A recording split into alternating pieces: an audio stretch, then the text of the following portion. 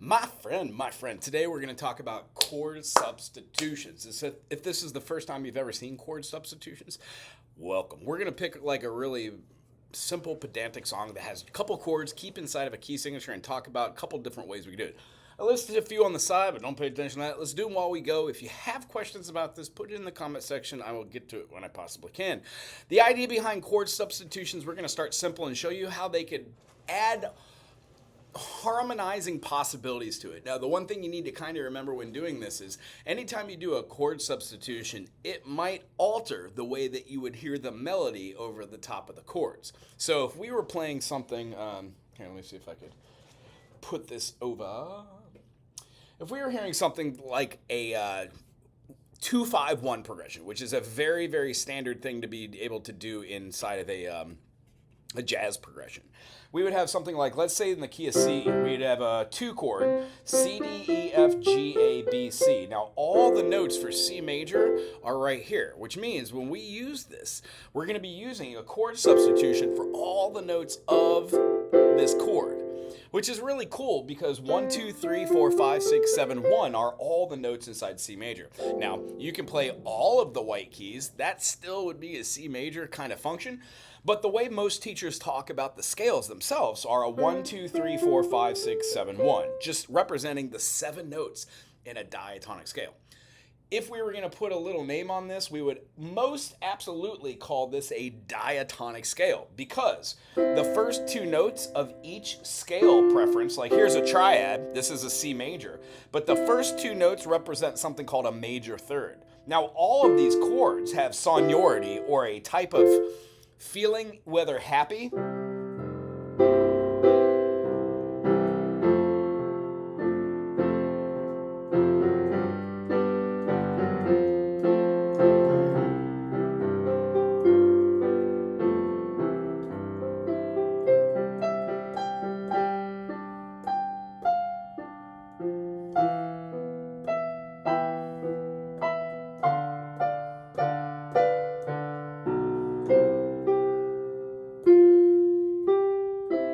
all of them are used together in a key signature to create pretty progressions. A progression is simply said something that has a chord that goes to another chord and then goes back to the one. Most music is representative of having a beginning and an end. When we have melody lines, we have things that are kind of like call and response or question and answer, sedent, antecedent. Have something like ha da da da da da da da da da, ha da da da da da da, and then the response to that would be the next 4 measures, da da da da da da da da da, ha da da da da da da da da. So you're kind of having a musical conversation. This isn't always the case, but that's a great way to start writing melody lines. So if you're in the key of C major and we were just going to pick a couple silly chords, maybe we could pick that 2-5-1. We have a D minor, C, D, E, F, G. Whenever we go 5 notes away, it's a perfect fifth, which is a great thing to know. Intervals. Because one of these, the tritone substitution, uses the knowledge of knowing what a fifth is and then diminishing by a half step. We'll get to that one later. It's probably hey Jeff, it's probably one of the most complicated ones, the tritone substitution, but we're going to talk about some easier ones and get those into your playing. I'm showing it on the piano. However, if you play ukulele, guitar, bass, these all work. For bass players, amazingly, if you could understand complex extended chords, when everybody else is playing like a C7, you definitely can hit a B flat in that bass tone. And then if we wanted to do a secondary dominant or a tritone substitution, it would also work. Jeffrey, how you doing, man? How's the new year? 2025. Also, it's about time I ask you a question about yourself. What is your main instrument? What do you play? You always have maybe like a piano to represent music in your emojis. I'm just wondering where you're at with music. Are you more advanced than me? Are you beginning music? How can I help you? And if you don't have any questions, you just enjoy the channel or me jibber-jabbing, then awesome. Welcome. Thanks for being here all the time. Also, thanks for watching those the series of rudiments and leaving it on while you sleep, getting those watch time hours. I'm definitely seeing it. We're almost at 3,000 hours. We've got maybe 600 hours to go, but not too bad considering I do this channel because I love it. And something like this today, when I learned about substitutions for chords, it really blew my mind. So what I want to do is show you the first substitution that we could possibly do. In that 2-5-1 of a D minor to a G major, to the the C. You can even hear it as, I always hear, welcome back. No, I always hear the Mr. Connor theme song. It's just, I guess, my age, or just what I remember hearing. However, if we were playing like a,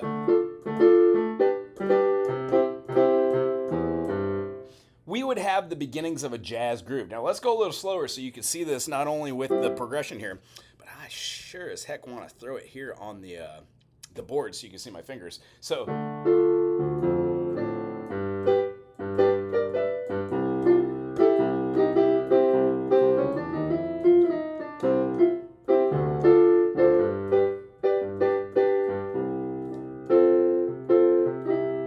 Just playing around with the D minor, the second inversion of G, and then back to the 1 chord, keeping my hands basically in the same place. The little flat 3 to the natural 3 is a great little bebop Dorian movement.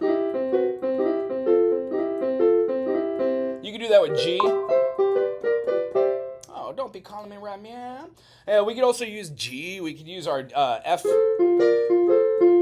and then in. That would be adding another tone inside of our key structure. So, whence doing that, one of the things we kind of do, here, let me grab my pen, is express ourselves by knowing what the chord family is. So, the chord family itself is this. Here's our circle. Here's C major, the key we're in. The 4 chord is the F. The 5 chord is the G.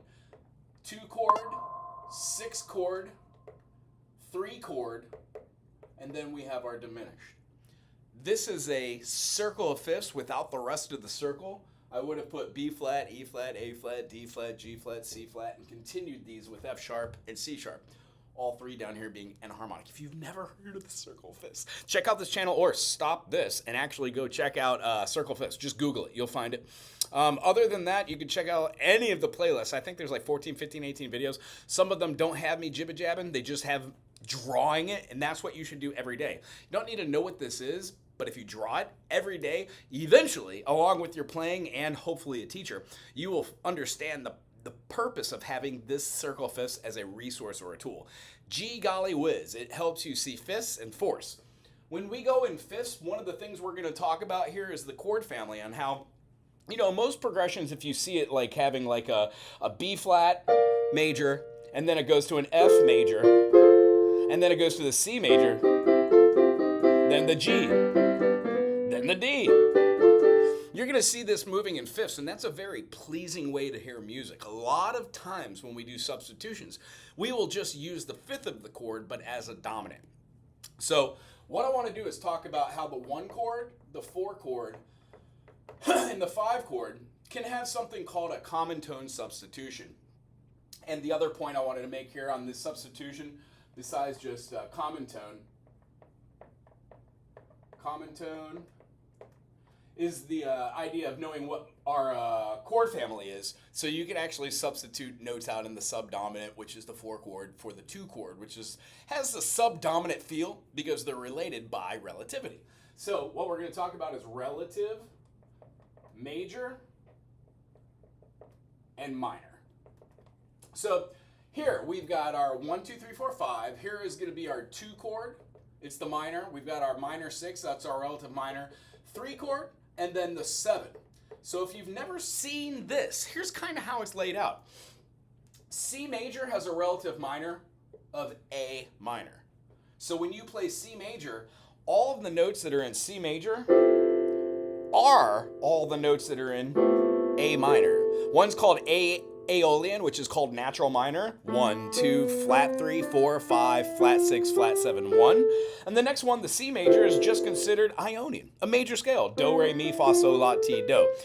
Charismatically, you can use A minor in place of C major. That is a great way to do a easy common tone substitution and use chords that are inside your diatonic 7. Meaning, if you know your key signature of C, D, E, F, G, A, B, and C, hate to break this down for you, but when you're playing a C or an A minor, you're essentially playing the same chord. The idea is they share a key signature, and it is the relative minor.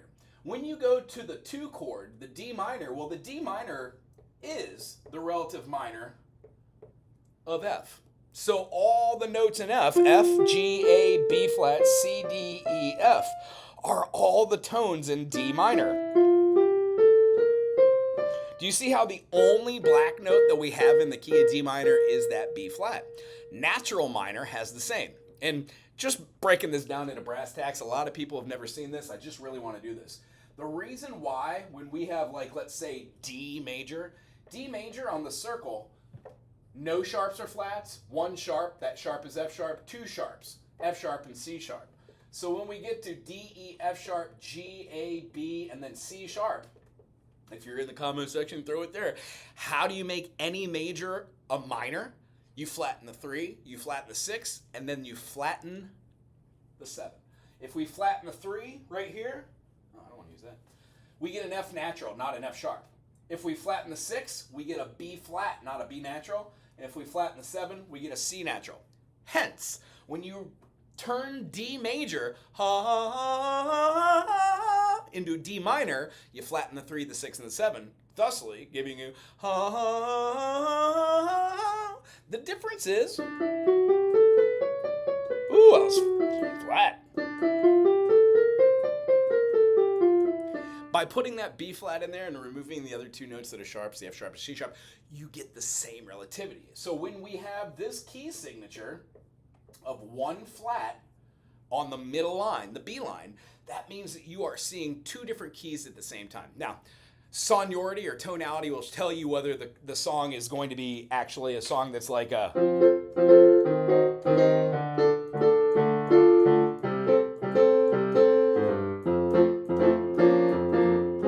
That's a major sounding song. It begins with F major. It's our one, our tonic. However, if you had a song that was like...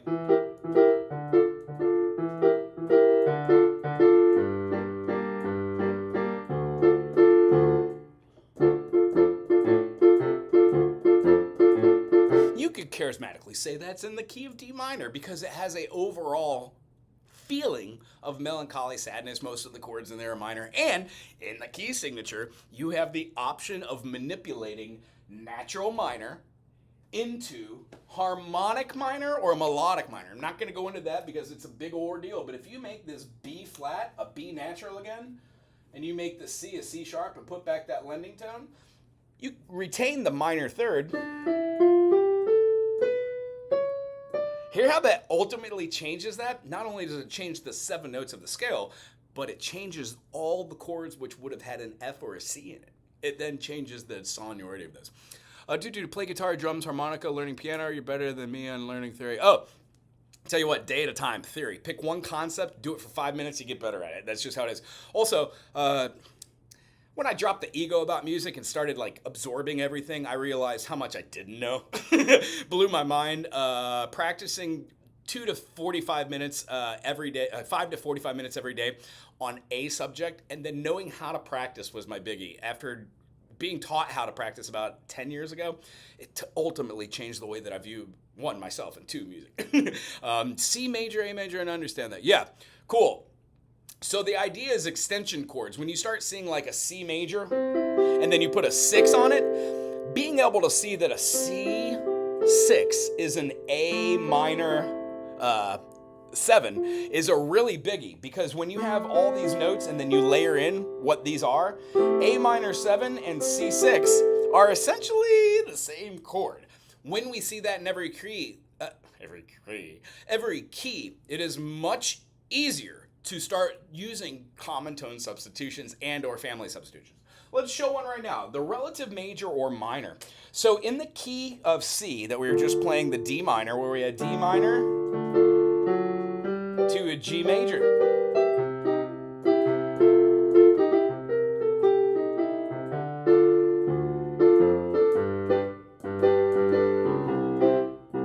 No matter what you're doing for your bass line, you get a...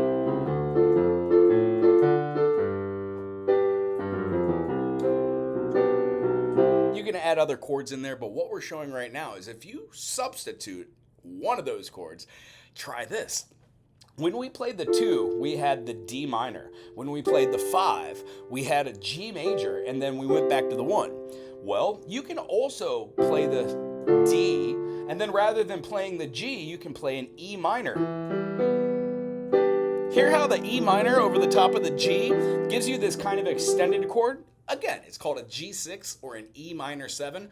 By doing that, you don't always have to stay kind of in the same rut with the progression. You get to add more notes.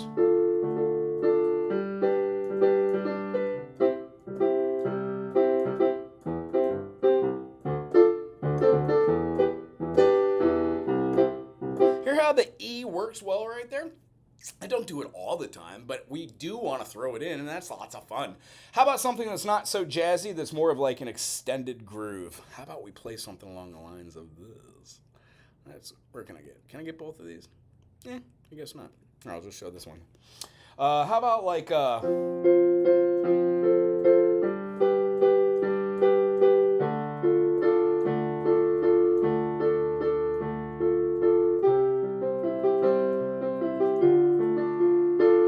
This would be considered a 1, 2, 3, 4 progression.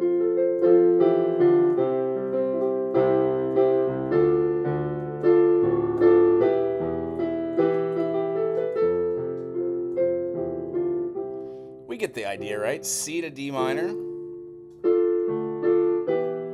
E minor, F major. Now these are all in root position for all of our chords. One of the things we could do is, instead of having the C, if we had a melody over the top, something like... we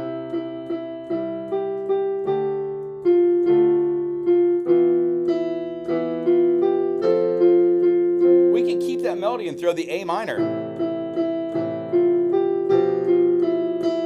When we go from our next note from the A minor to the D minor, since the D minor has a relative major, remember, the relative major of D minor is F, so we could change this 1, 2, 3, 4 progression, hypothetically, into a 6, and then to the F. The next chord would have been the E minor, so play a G, and then when we go to the G, you can go to the E minor. Hear how it set the tonality and it ended all of that cadence that was just 1, 2, 3, 4, it ended that then on a minor third. Well, if we were to follow something called the major or the minor harmonic progression, the concept would be you'd be following chords that are inside the family key. Hence, knowing that the 1, the 4, and the 5 are majors, and that the 2, the 3, and the 6 are minors, and then the 7th is our diminished, that really sets the tone for what chords we can use as substitutions. If we're playing something along the lines of...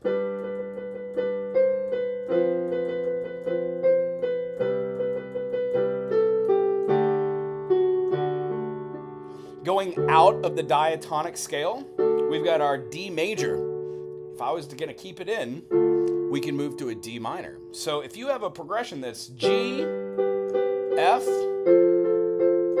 C, and then you have a D minor, maybe we can try altering that by jumping out of the diatonic family, which means we're using a common tone substitution. Common tone means in music when we form triads, 1, 3, 5, the dyads that we use are stacked in thirds, which means when we play or we sing anything, let's say let's pick the chord of F major. F major has an F, an A, and a C. Here's our F, A, C. We're in the key of C major, as there are no sharps or flats in our key signature. And as far as our note right here, what we would know as being our third would be the A.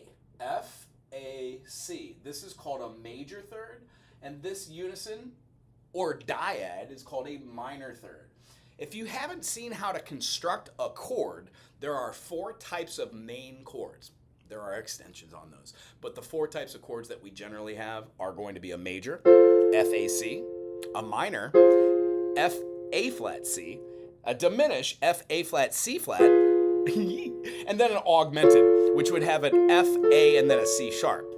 That way we would have a 1, 3, 5, 1 flat 3, 5, 1 flat 3, flat 5, or a 1, 3 sharp 5.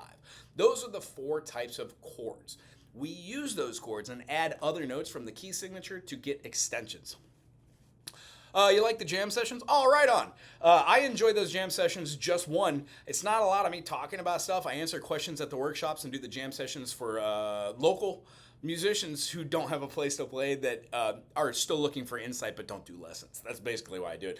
I love providing a service for the community. The new one that we started is the Jazz Ensemble, and it's every other month on the first Tuesday. So if you're a woodwind player or something along those lines, or you just dig jazz, check it out. You might learn a couple new things. Other than that, on Tuesdays, absolutely, just like today, I do these music theory concepts. I pick one concept in music and I try to demystify it. I might be a little long-winded, so if you have an opportunity to go in the comment section and timestamp this, or put stuff like, if I say the word secondary dominant, put there, and then show the example so somebody doesn't have to listen to me jibba-jab for hours. Other than that, there are many, many, many, many different channels out there. I hope you dig this one. Other than that, ask questions if you can, and enjoy life and music. So when we have this and we change this to an A flat, what we're essentially doing is we are substituting the order of where those major thirds lie. Now we have a minor third and a major third. Again, these are intervals. A major third is consistent of having two notes unto which the distance between them is consistently being measured by minor seconds. What's a minor second? C to C sharp.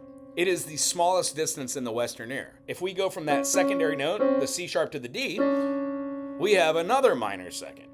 So what we would do is we keep building these minor seconds till we get 1, 2, 3, 4, and those 4 minor seconds constitute a major third. Well, 3 minor seconds constitute a minor third. A major chord is stacked by putting a major third with a minor third.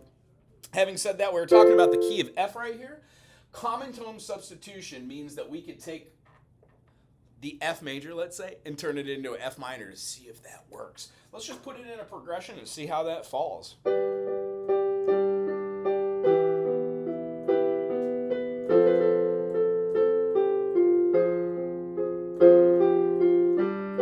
G major, E minor, F major to F minor. It has a subtle movement, and that flattening of that natural third to a flat 3, that then would be the melody maker or the mover. Because it's such a distinguishable dissonance, yay! And then bringing it to a common tone or a consonant, it generally would lead the music for the melody. So if the melody was like,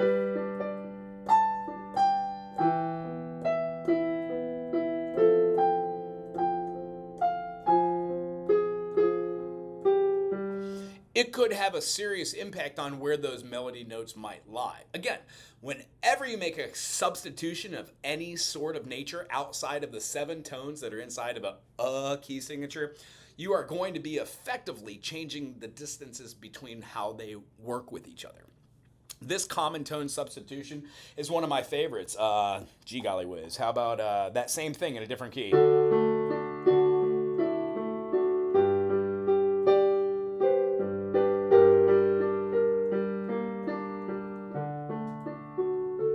That would have used a D major to a G major to a G minor back to a D major. That common tone substitution is very, very common in music. In fact, if you do music analysis and you look into anything that was created during the classical era, romantic era, Renaissance, stuff like that, the sonata itself would teach you how to find form, or cadences, or periods, or phrasings. All of these are things that you kind of look for in melodies and chord structures. And when you analyze musicians, they all have kind of like a signature thing that makes them them. Not to go into much detail, but like Debussy, the sus4. Zappa, the sus4, the 9, the 13, using flat 9s a lot. Being able to play like a... If you put a tritone in there, and then using that as a tension builder, that dissonance, and then resolving it. So cool. Different ways to play for different folks. When you do a little bit of analysis, these terminology notes, like the vocabulary words like tertiary. It just means stacking thirds. When you have a chord, that is a major third and a minor third. Well, if you add one more note, the note you're going to add on is generally going to be a sixth, which is a major second, or it's going to be a major third, which will be another tritone, or you could have a minor third, which then will give you a dominant. I think that's a great place to move into our next one. For the next thing, as far as relative major and relative minor, I hope that's pretty clear. You can change any common tone. Common tone would be like C major, and then the C minor. These are the two closest related triads of all triads in music because they share the same three notes. One is just changed by a minor second or a half step semitone by diminishing it by the smallest distance in music. The next one that is a really great way to view this is called the 2-5-1. When we do a 2-5-1, just like the jazz expression we did, 2-5-1, we can have these chords put in place in between the chords that we're going to. So if we were playing something like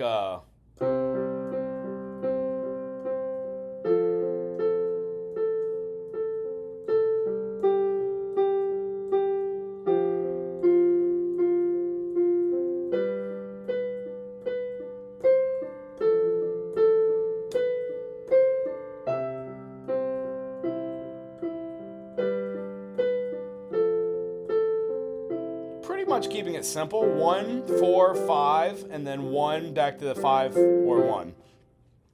When moving through this progression, our 2-5-1 can be placed in between the G. Here's an interesting idea.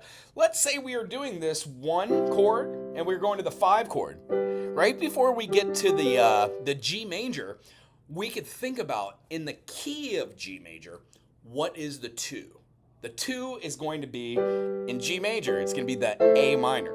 What is the 5 chord? Well, the 5 chord is a fifth away. In fact, if you haven't noticed this on piano, here in Hawaii, we call this a shaka. You know, aloha, sends love, good feelings tied. Whenever somebody's doing something that they shouldn't, you kind of wave it at them. There really is no honking and anything other than smiles here. However, we do throw the shaka for many different things. The way I use the shaka is to explain the difference between major, minor, relative major, and minor on the circle. It works well. All the kids here seem to understand it, and the adults. But as far as like our piano, when you're playing the piano and you go to play any note on the piano, a 1 to 5 looks like this. If we played all 5 notes between it, we would have C to G, D to A, E to B. Every time we do this, we're doing groupings of 5. So a great way to visualize our piano board is that 1-5 is perpendicular in every single chord except B flat and B natural. When we play these two, you have C major or minor. You have C sharp, major or minor. You just need to figure out where you're going to put your third. So when you go through C, C sharp, D, D sharp, E, F, G, G sharp, A sharp, when you get to A sharp, it goes from a black key to a white key. And when you go to B, it goes up a half step to the F sharp. Hence, you have to know that the D is going to be your major third and B flat major, and your D flat will be your flat third.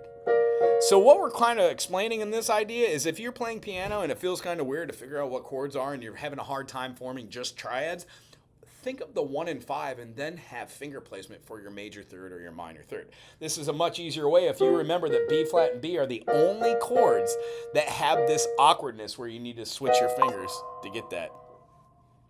Boom, boom, boom, boom, boom. Getting lots of calls today. Sorry about that, folks. I am in the middle of the teach.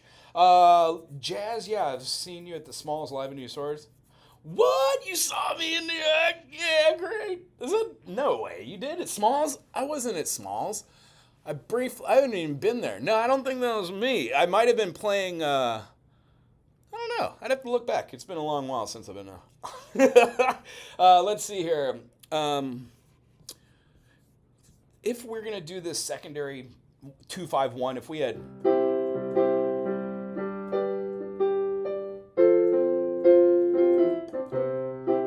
This is our 1-5-4. If we wanted to do our 2-5-1, we can play our C, do a really quick A minor, even make it a A minor 7, which sounds great, and then make a D dominant, like our D major, where we're putting in D, F sharp, A, and then C as being our flat 7 there. And then that would resolve wonderfully to the to the G. The secondary dominant that we're using, we're going to talk about as a function, but inside a 2-5-1, if you make that 5 chord a dominant, it works as well. You don't need to. You can still have C major. You can do an A minor, D major, G, then to our F. What happens there is if you're playing something that's like,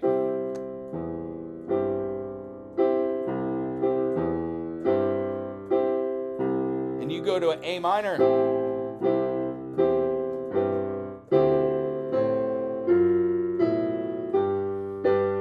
you can find yourself stabbing in the dark at different notes. But by knowing that the A minor is going to feel great going to the D major and then feels wonderful going to the G, you're quite literally just throwing in a common turnaround progression, 2-5-1. The reason why it works well is generally at the end of a phrasing or a cadence or something on the live chat. Oh, right on. That makes sense. I'm trying to strap my brain thinking about when I made it to New York. Right on. So as far as like being able to use a 2, a 5, and a 1, you can throw that common turnaround at the end of a phrasing. So if our whole thing was like C major to a G major to a F major, C, you can do that same 2-5-1. Hear how it moves flawlessly into that? And then you're allowed to just put that space in between your G to your F. Otherwise, you would just have stack chords. Now, you can do that before the F as well. In the key of F major, the 2 is the G minor. So if you play the G minor and then a C7, which you would have a C, E, G, and a B flat, doesn't matter how you play these inversions, that would go great into an F. So if we did...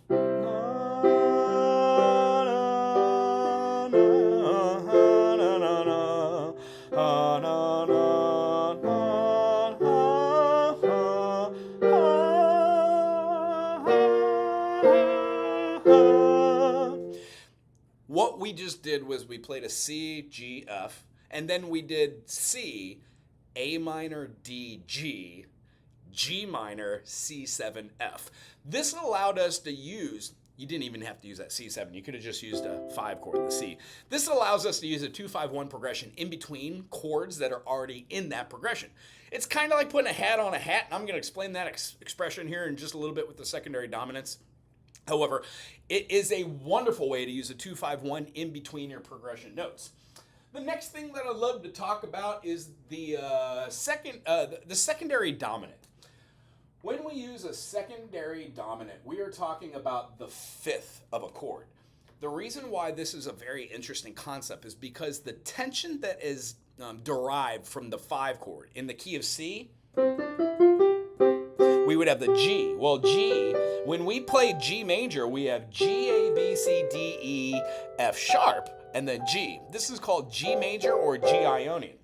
Whenever you influence any triad of a key with not the major 7th, but the minor 7th, you are expressing a tritone between the 3rd of the key and the minor 7th. This union or harmony creates an amazing amount of dissonance and tension. When we put this in our G major and add in this dominant, we are seeing the construction of a G major and then the construction of its 3rd, the B, D, and the F. Anybody who knows a little bit about the key of C major knows that the B, D, F is the lending or leading tone that goes directly back into C. So using secondary dominants allow us to put a chord in front of another chord, which feels like butter on corn. It feels like flies on poopy. Nah, that's probably not a great one. White on rice. It just is perfect. Let's view this maybe through the eyes of G. G major has G major, A minor, B minor, C major, D major, E minor, and then F sharp diminished, and then G again. The reason why this one's really cool is because when you go from G to D, D major, as we just mentioned in the key of G, G, A, B, C, D, E, F, G is a G mixolydian, or it gives us our tritone that we're trying to hear from our 3 to our 7, right? So when we do that and we go to C major, that flat 7 would be considered the dominant of that chord. Again, when I'm trying to move here, my tritone substitution wouldn't be the same in the same key. I'm moving that. So when I use a secondary dominant, I could look at the chord that I'm going to, the idea that this is where I want to be. So if I'm playing something in the key of G major, and I want to go to, let's say, C, I can do G major, and let's say the progression is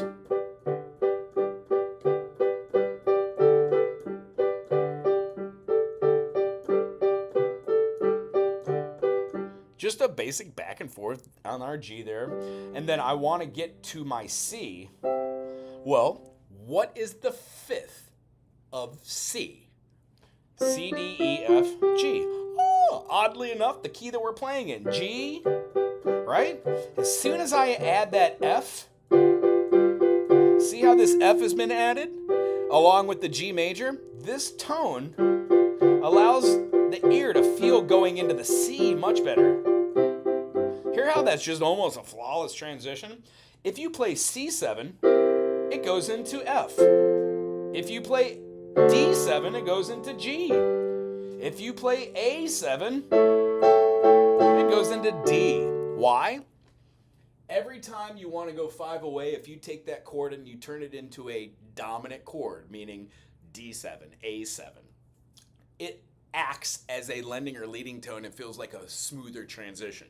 Because the dissonance that is created by putting in that tritone wants to resolve in step, meaning by half step, whole step generally. So when we go through the process of seeing secondary dominance, you can put a hat on a hat.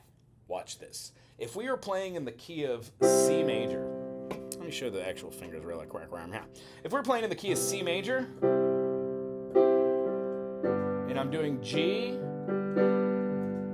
A minor, to F, to G,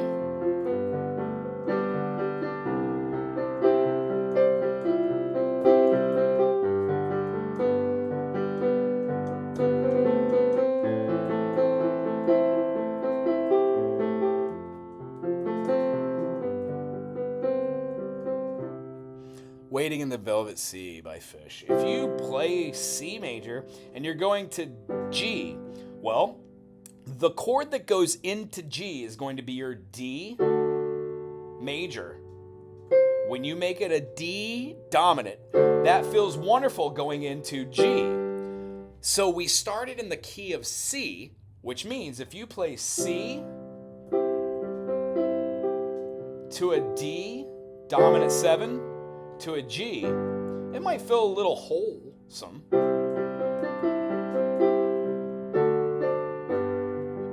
I want to go to A minor. So what is the fifth of A? Forget about major or minor tonality. See it as a fifth, and then move your notes A to E. Well, that makes sense. If I wanted to go to A minor after G, I can add an E dominant and go into A minor. Ooh, doesn't that feel great? So here's what it looks like. Now, again, secondary dominants don't fit in every key. I don't know why I chose Waiting in the Velvet Sea. Maybe it was just in my subconscious. But this is what it would look like if a page didn't go C to G to A minor to F to G.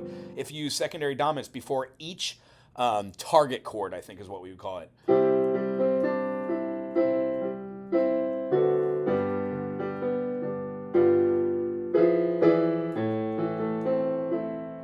Going to the F, so we're going to play a C7, then to an F. Oh, that sounded very Beatles-esque. And then to go to the G again, D7. A little full. Let me play without talking.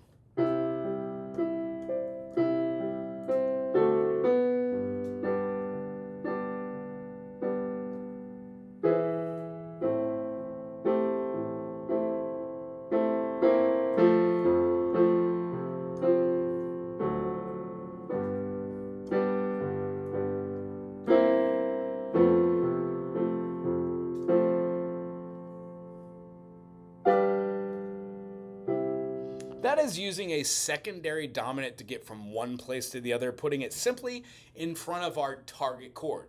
What's a target chord? It's the next chord in the progression. So, if we were playing something like this, and I just chart it out, we're doing this. Let's just chart that out. 1, 2, 3, 4. If we have chords that are doing something like this, and our first chord, what do we have here? We had a C, and we're in the key of C right here. C, and then it goes to the A minor. I'm sorry, that's not right. It goes to the G. C to G, and then it goes to the A minor, and then it goes to the 4 chord, and then the 5 chord. That's what this progression is. 4, 4. 1, 2, 3, 4, 1, 2, 3, 4, 1, 2, 3, 4, 1, 2, 1, 2. And then if we repeat this over and over again, our idea is right before the 5 here, you would put a secondary dominant. The chord that you wanted to go to, I'm putting them right above. If you want to put a secondary dominant right in front of the G, what is the 5th of G? It's D7. So a secondary dominant would be a D7. Secondary dominant in front of A, regardless of it being A major or A minor, would be an E7. And then our F would be a C7. And then we already know that D7 is here. Now, here's the real interesting part about this. Remember how I said hat on a hat? 1, flat 3, flat 5. Yeah, that's our dim. 1, flat 3, flat 5. You can use that 1, flat 3, flat 5 and then put a 7th on it, which builds a whole heck of a lot of tension too. And honestly, throughout all of our diminished, there are really only 3 diminished type chords that are truly diminished themselves. Every other diminished chord unto itself shares notes with another key signature and can be considered the same diminished. So whenever I'm playing and I'm using diminished chords, I quite usually substitute out any diminished for any diminished. I'm not too particular about where those diminished chords lie because I want to hear the tonality being stacked on top of other things. How would I explain that? With an ukulele. If I was doing something like a C major, and then I went to a G7, well, that's my diminished. It's a 1, flat 3, flat 5. It has a GBD, flattens that, and has our flat 3. So if I took my G major, and I flat my 3, and I flat my 5, I get that G diminished sound. Now, I can substitute this sound out for this sound, or this sound. These are half diminished 7s. Either way,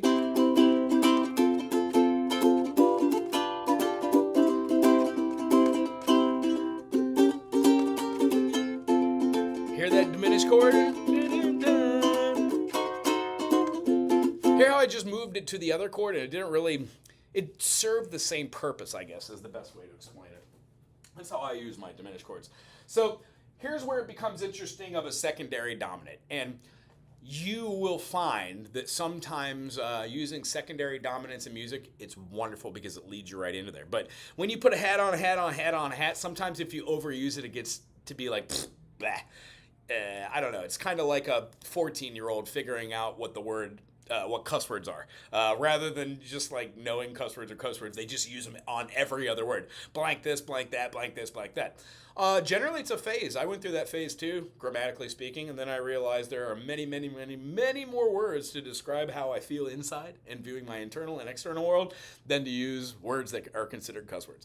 So long story short, secondary dominants are like that. Yeah, you could use them all the time, but at some point they lose their impact, their potentiality.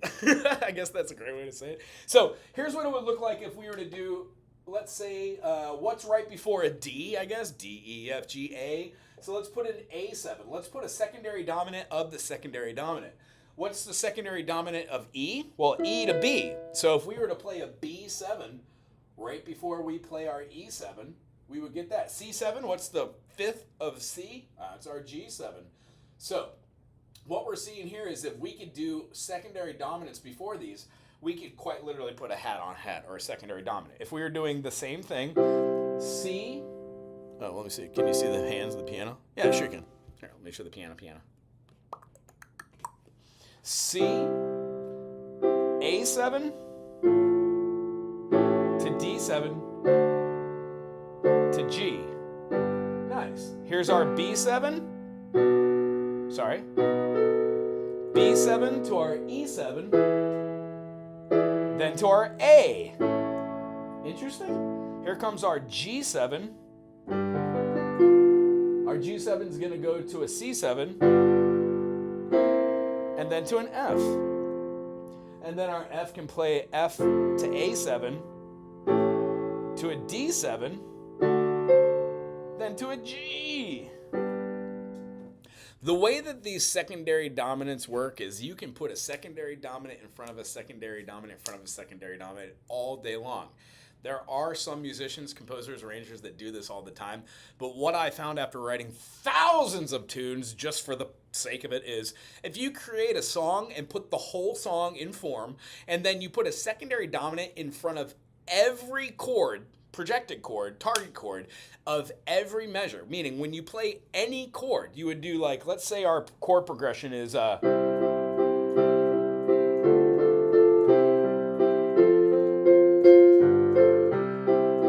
we've got a 1 chord, 2 chord, to a 5 chord, back to the 1. If we were to put a secondary dominant before every one of those chords, C goes to D, C goes to G, and then C goes to F, you would have something along the lines of C, A7, D minor. Before the C, we would put a G7, G7, C. And then for the F, we would put a C7 to the F. And then if we went to the G, we would have our, the secondary dominant of G would be D7. So we would have... They lead into other chords wonderfully, but the beauty of learning how to use secondary dominants is timing. That's an old joke my buddy used to tell me. What's the secret to comedy? Timing. What's the secret to comedy? Timing! All right, anyway. When writing something like this, you can see how this is a little busy. However, if you get rid of all of these secondary dominants except for maybe one grouping of them, that's when it starts shaping your music to something you could put a melody over. C major to a G major. And then we've got our B7 to an E7, and then our E7 directly goes into our A minor. Now that movement feels a little bit better because it's not as busy as the rest of this cacophony. So if we had...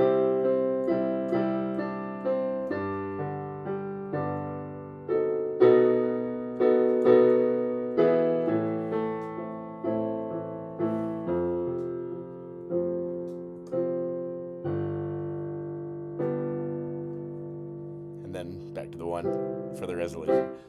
Should feel there. Only have a little bit more time. What I want to do is at least get to one of these that's interesting. The hardest of these, in my opinion, that took me quite a while to understand are tritone substitutions. Frankly, I'm still working on this concept, as I am with every single concept. The more you use it, the more knowledge you get, the easier it is to adapt it to other things you've done.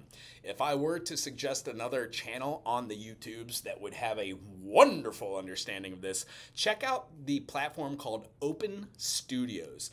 The individuals that do a lot of different things, but they show how instruments work together with music theory and how to do things like this. Chord substitutions, extended chords. I haven't watched the whole channel. I assume they get into some deeper ideas and theory, but the way that they explain it, each individual that works on that platform does a wonderful job. It's called Open Studios. I'll try to remember to put a link to it in the comment section below. Our next one that we do, I just want to talk about it really quick and then we'll move on. Tritone. Whenever you have a tritone, what you're talking about in any key is that you are having a relativity between the third of the chord and then the minor seventh. That builds the tritone. So in the key of, let's say, D. D major, D, E, F sharp, G, A, B, C sharp, D. When I play a D major, we have a 1, 3, 5. The 3 is the F sharp. So when the F sharp is in correlation with the C, that gives us a tritone. What this means is whenever you have a chord progression that would use that chord in succession or as a target chord or anything else, you can substitute that chord for another chord. That other chord would be a tritone that holds similar value. Why? The two notes that build that tension are two notes in the other tritone. It just reverses the order at which you hear them. However, music's beautiful that way. It kind of still resonates and gives you the feeling of that. And that's what we're shooting for, the feeling of these. So if we were going to do, let's say, C major. C major goes to G. What is a tritone from C major? Well, we would have C, E, G, and then E to B flat would be our tritone. So if I was going from C major to G major, let's say that I would go to the 5th of G and then go back a half step. That gives me a C sharp or a D flat. Personally, if I'm playing guitar or stringed instruments, I always think of music as sharp, and if I play piano, I think of them as flats. Does anybody else feel that same way? When you're talking about notes, correlation, not enharmonically on how to spell something, I just think of flats more than I think of sharps when I'm thinking about relativity to themselves. Does that make sense?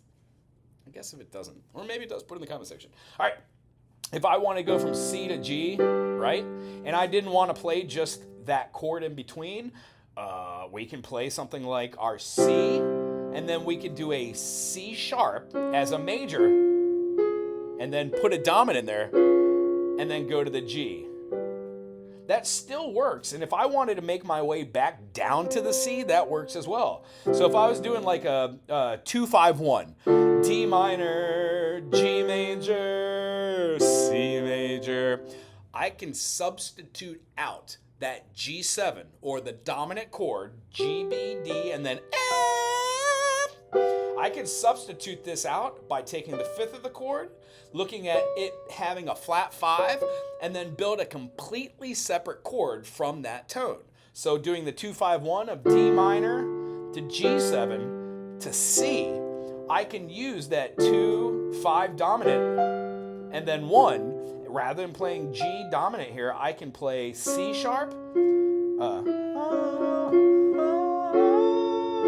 by putting in our 1 and our 5, and then constituting our major third, and then putting a flat 7. I get a common tone that goes by step back to C. So if we had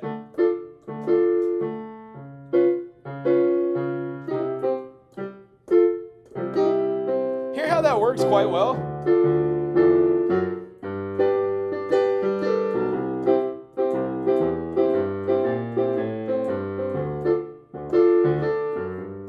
These are all G, and here's my substitution of common tone, tritone.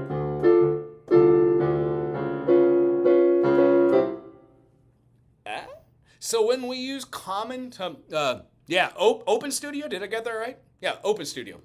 They're amazing. I like the way that, I know that they probably go over these over and over. None of my videos do I edit, nor do I think about them before I do them. I just do them.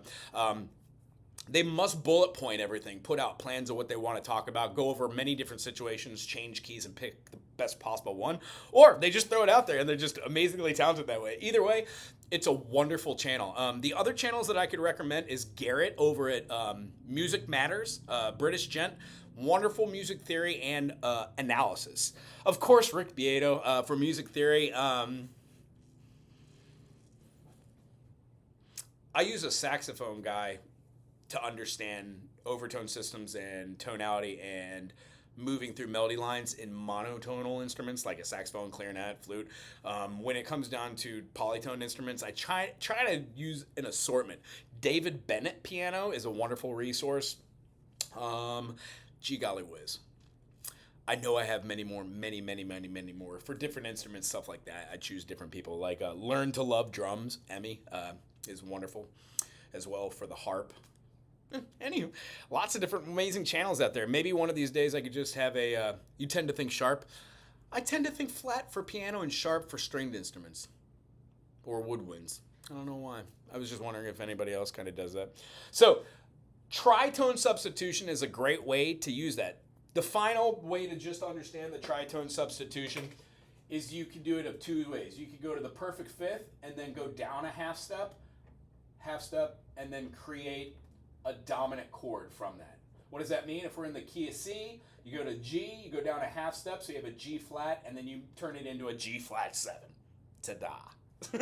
So if you were to have this here, you have your C, G. If you want to go C to G, G flat, well, the G golly whiz. Look at that right there. There's your tritone. So if you wanted to go to the key of G major, what's the fifth of G? It's a D. What's a half step below that? Well, that's our C.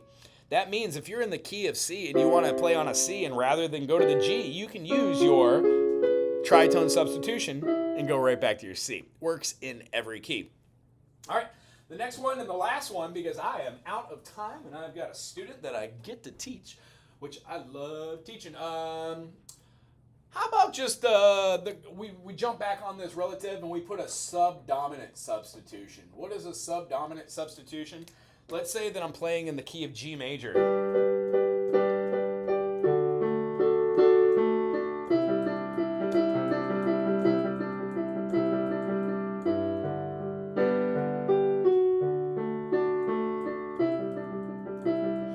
This is a G, D, and C progression. 1, 5, and then we're going to 4.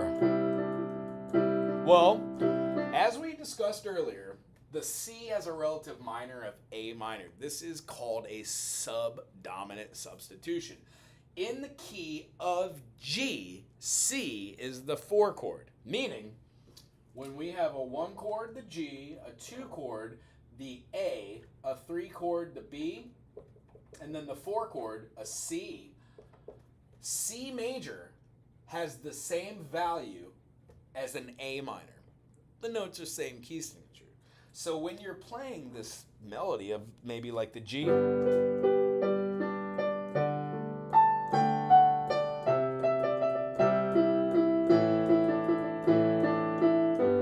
hear how by going from the C major to the A minor, you're just changing the tonality and adding a little depth to the idea. You can still sing or play that same melody line over the top, but adding one more movement in there allows the subdominant to act as a subtonic, and then it resolves by step of a major second back to the G.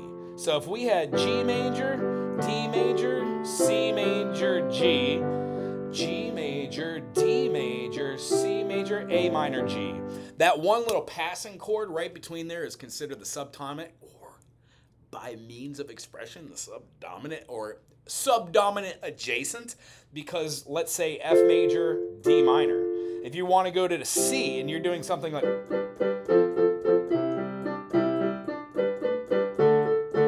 you could do either F major or D minor. It is a great way to move a chord around and it doesn't become so boring or static. Turn that around the other way, you could also use these chords to derive different melodies. If your melody in that key was like,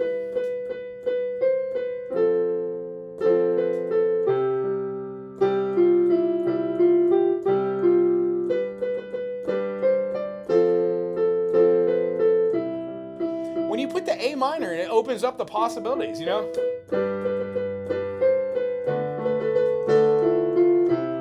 Hear how when I went from the F to the D minor, it gave it more of a darker turn. It wasn't as happy. That's because you're using the relative minor of a chord which both of these are sharing 2 notes. F, A, C, and then when we go to D minor, we have D, F, A.